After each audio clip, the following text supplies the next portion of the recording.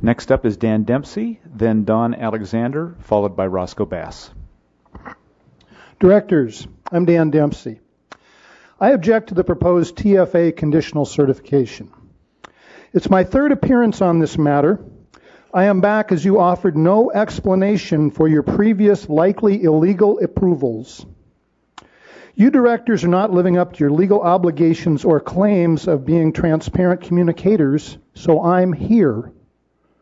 Once again, I ask, when has the district conducted a careful review of all options for closing the achievement gaps?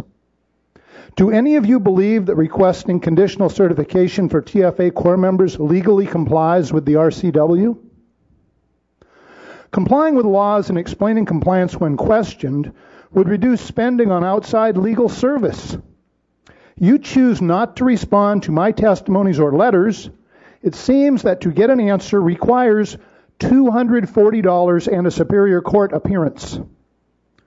Improving a system requires the intelligent application of relevant data, but this district chooses to ignore a great deal of really important data. Achievement gaps in math will never close as long as directors choose to ignore common sense.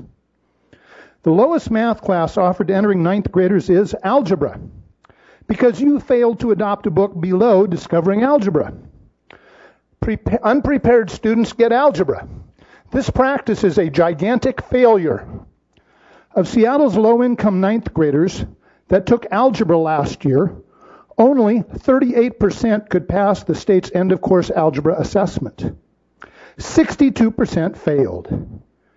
And 36% scored far below basic. More than 1 in 3 students were essentially algebra clueless after the course. When the district fails to provide appropriate class placements and instruction for students, this is abusive treatment. A large number of students struggle, fail, give up, and see themselves as incapable and likely responsible for their poor performance. Please do something constructive by ending this child abuse. Tonight, the board will not end the child abuse, and you will likely approve another TFA Corps member, pretending you have done something to narrow the achievement gaps. Then on to the MAP introductory item, to spend almost $500,000 on measures of academic progress testing.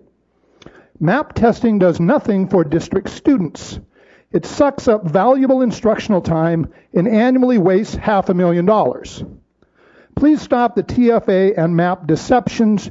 Do your job. Perform a careful review of all options for closing the achievement gaps. Thank you. Thank you, Mr. Dempsey.